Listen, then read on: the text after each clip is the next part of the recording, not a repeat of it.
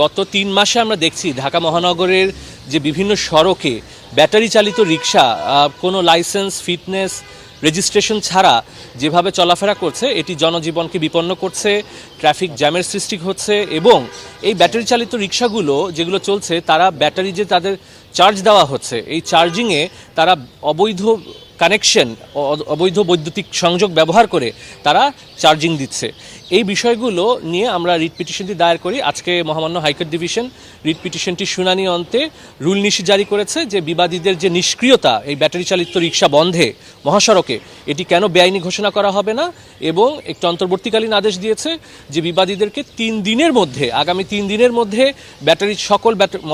ঢাকা মহানগরী এলাকায় ব্যাটারি চালিত রিক্সা বন্ধের জন্য পদক্ষেপ গ্রহণ করার জন্য। ইতিপূর্বে 2013 এবং 14 সালে যারা ব্যাটারি চালিত রিক্সা মালিক সমিতি আছে তারা হাইকোর্টে রিট পিটিশন দায়ের করেছিল।